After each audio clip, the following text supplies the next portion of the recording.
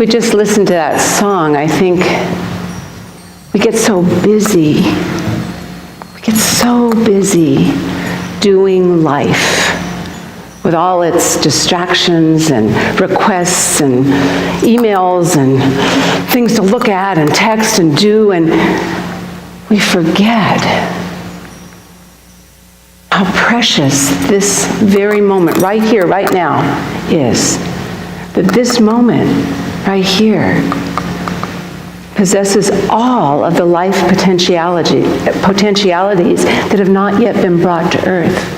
All of that creative energy, that intelligence that's been unbridled, unmanifest, and it's all here for us right now. And it's not about feeling the responsibility and pressure, it's about feeling open and available. Do you get the difference? Some of us feel, oh my gosh, I got them in, make the most of this. Be open and available, because there's something so much more going on right now than you and I could understand. So this Sunday, October 1st, is about preparing for the journey. And the journey is our Adventure in Spirit fall program. It's the program we put on every fall. And it's a 6-week program. And it's called the Sacred Path this year, because I believe all of us are feeling that call for something more, to do our part to create something greater in the world right now. So this journey is very significant in the message this morning. And I'll tell you why in just a minute. But I want us to really be open and available to the fact that this gift we have, this precious gift of life, is the journey that brings us to a certain place. We all came from the oneness. We all came from that, and that's where we're headed back. And this journey is cyclical, it's spiral. We keep going around. T.S. Eliot, I love this quote. And T.S. Eliot used to be my favorite poet until Rumi took over. We even named a cat Eliot, because in 4th grade my daughter was studying doing the play Cats, and written by T.S. Eliot, and we got a cat at the time, and we named the cat Eliot. So there you go. T.S. Eliot says, we shall not ever, well, I added that, we shall not ever cease from exploration. And at the end of all our exploring, we'll arrive right where we started and see it for the very first time.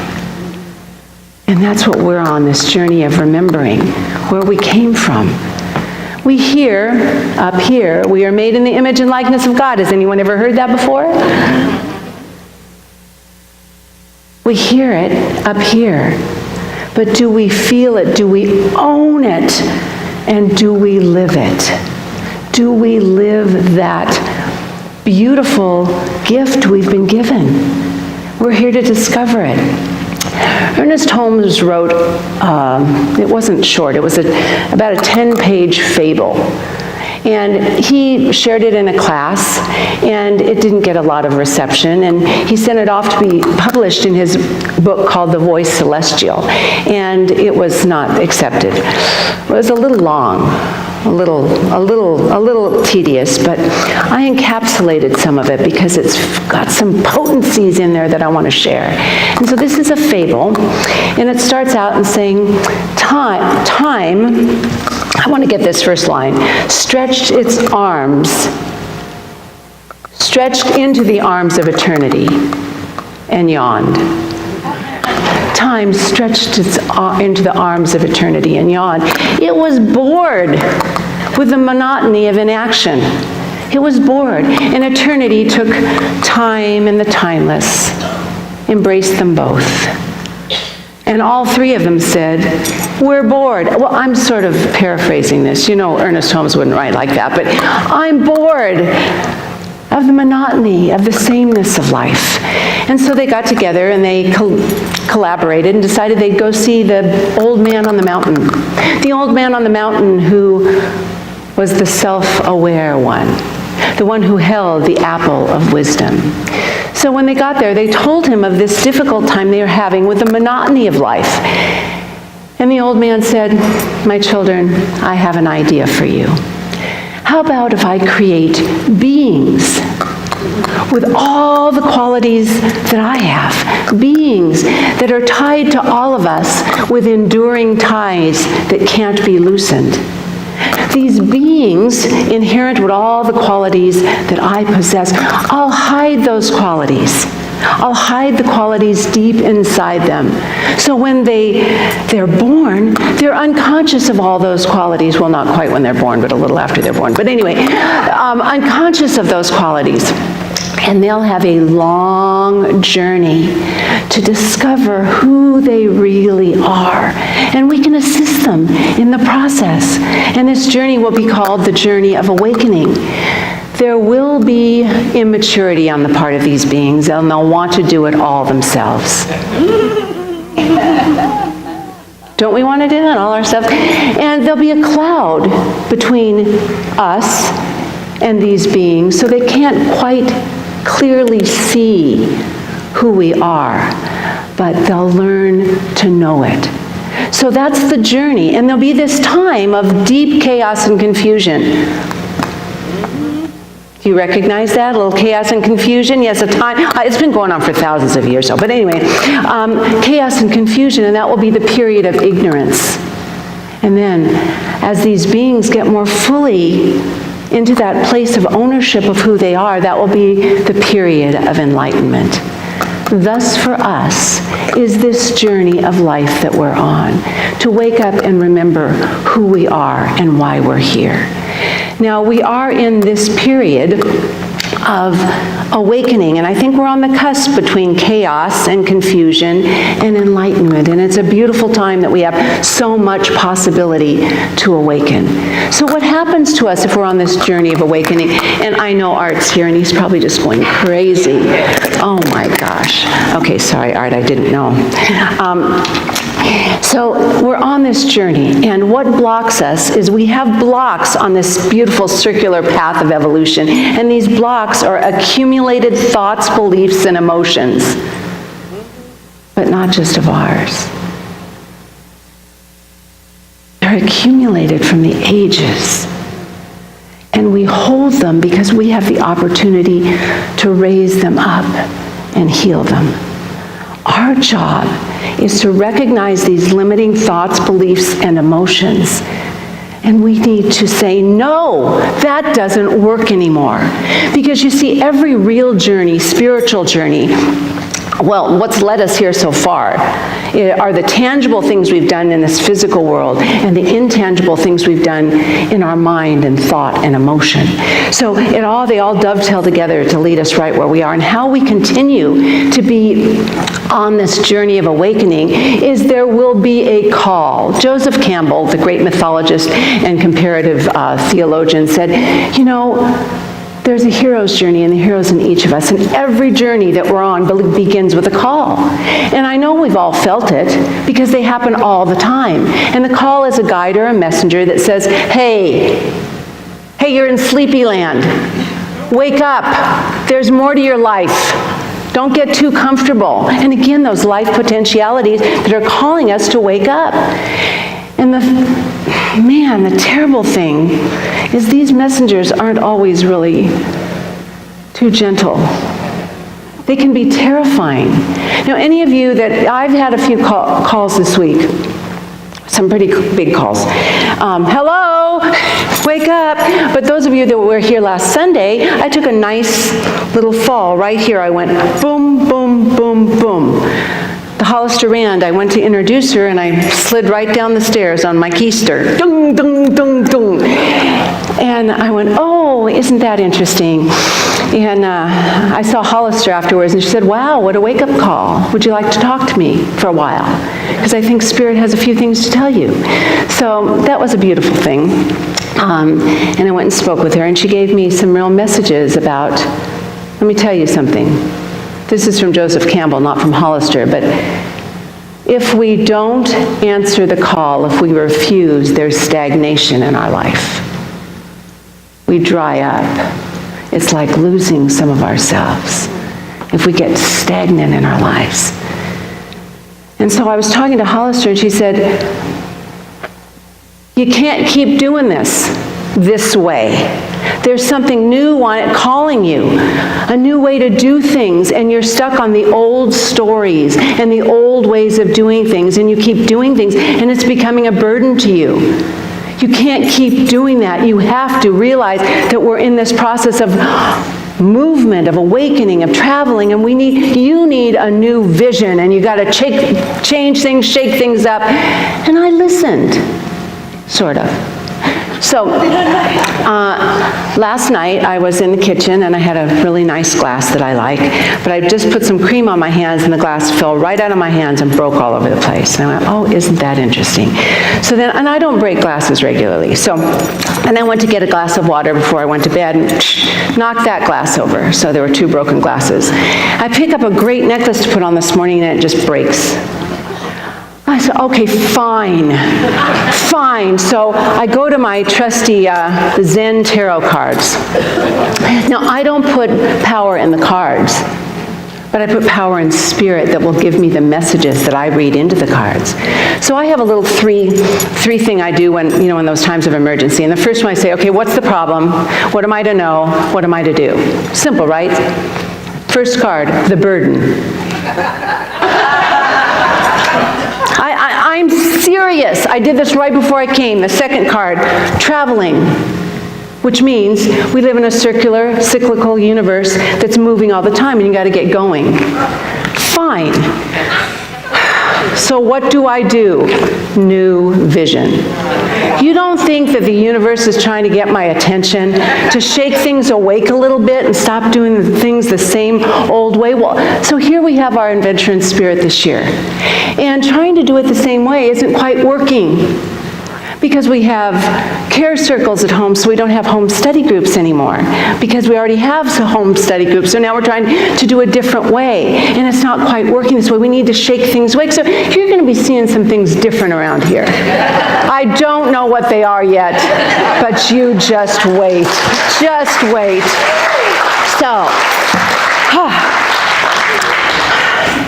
are you going to stop pushing me around, please? So Joseph Campbell says, the world is perfect. The world is perfect. It's a mess. It's always been a mess. And you can't change it. The only thing you can do is straighten out your own life.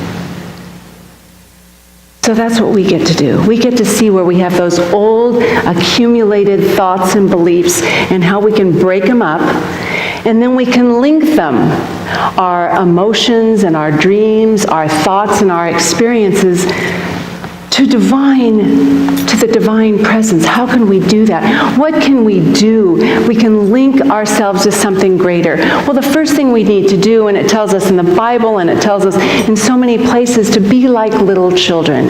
Not little children that have already been programmed to believing their mistakes, they're not good enough, they're wrong. The little children that are pure and have been untouched, that know that life is inherently good, that life is to be trusted, that there's a natural goodness everywhere, and to know they are never alone.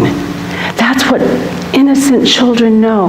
They trust life. They want to participate in life. And if you recognize, when Gretchen was singing that beautiful song, We May Never Pass This Way Again, she said, I want to laugh when the laughing's easy. I want to cry when the crying is meaningful. When it's meaningful. When it tells us something. I want to experience and play in life when it's there. And I want time of quiet. How beautiful is that? We need to be thinking how we can say, I fully lived this life. So, are you ready to pack your bags to prepare for the journey? Yep. Well, this is a carry-on.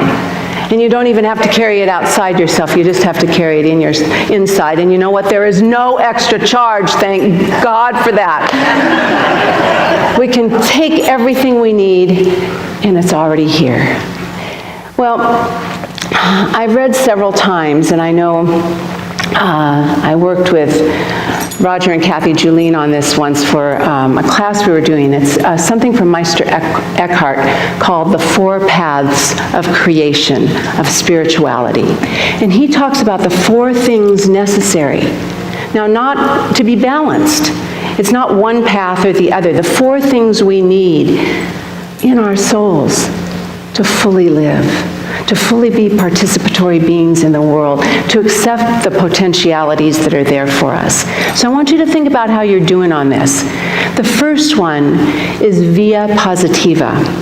And Via Positiva is about celebration. It's about celebration, and it's about finding the awe and the wonder in life. It's about seeing the beauty of God everywhere. It's about being fully participating in the goodness of life. Doesn't that feel good? It's like Julian of Norwich, who's a 14th century Christian mystic said. She said, to know that we've been loved even before the beginning. We've been loved even before the beginning. Because we're made, that's the stuff we're made of. So we have to make sure in this little bag or this little package in our hearts and minds that we carry a place for all the goodness, the beauty. Am I forgetting something here? Let me see. The goodness, growth and deepening, contemplation and play. How could I forget that? Every day is part of this Via Positiva. But then, as a balance to that, there's the Via Negativa. And that's about truly approaching life with a willingness to let go and let it be. Surrender. Let go and let it be. And be totally available to the sorrow and grief. To the sorrow and grief that is present in part of life. You know, we don't get destroyed with the sorrow and grief unless we let it. We get deepened and expanded if we let it. So the Via Negativa is about truly being in silence and solitude, being alone with yourself. Meister Eckhart, who is a 13th century German mystic and theologian, said, the place that is closest to God is silence. And that's what we take time to do, to be really clear on what's going on. I did a ritual this week because with all that's going on, I realized there was some old collected, accumulated gluck I had that I didn't own, but it was there for me to heal. And I wrote it out, breathed into it, burned it, let it go, and then did the same with the positive, new thought, new idea. I wanted to create something new. So after the Via Positiva, the Via Negativa, there's Via Creativa. And it's to know that we are creative beings, just like children. We're here to use the power and presence that's available always to be in a mode of conscious evolving and knowing and being. And it goes on to say, this is the path of celebration and creativity, of co-creating with God. It's about co-creating. It's not about doing it alone.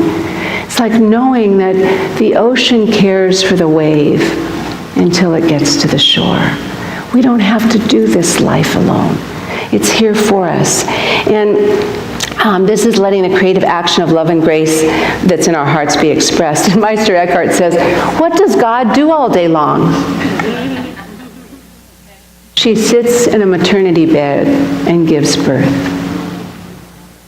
What does God do all day long?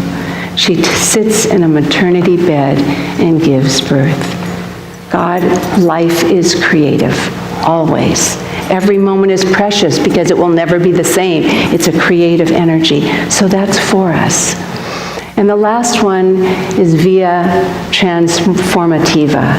And that's the call within us. That's the thing that moves us to action. It's the call of compassion, the stuff of which we're made, the call that wants us to get out in the world. It's the call of compassion and justice that we are moved to help others. We have to do our part, but we're not in this alone.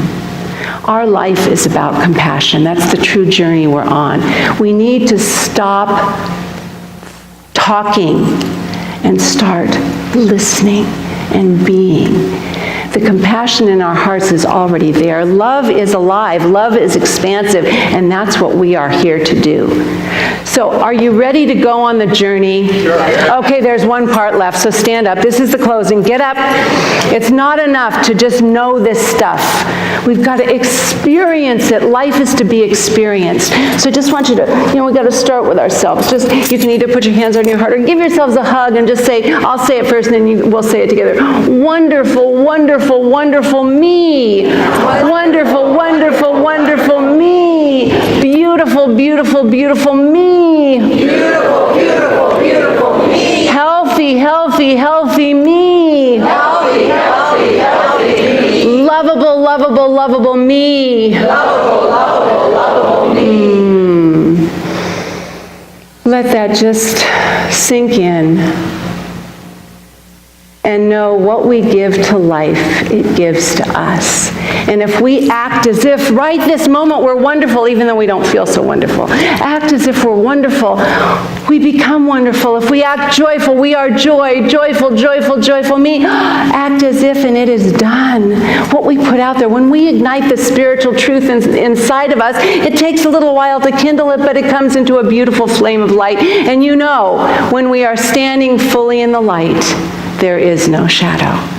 So just I'm going to wish and know for each and every one of us as we stand here in the light of infinite spirit, as we know together that this moment is a moment that's calling us to be new, to be awake, to be alive, to be fully present in all parts of life, and to know there is a deep message, a deep gift in all things, because life is for us and never against us.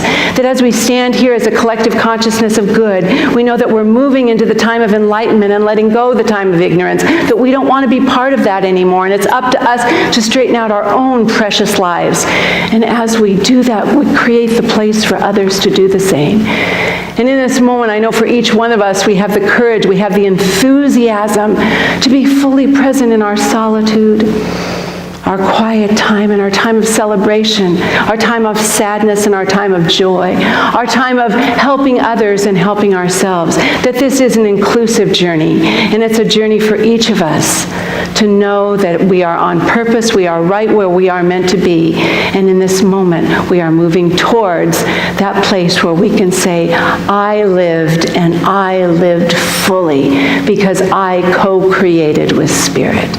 Thank you, God. And so it is. I see that journey for each of you. I bless you. We're in it together. Woohoo! Yay! Thank you.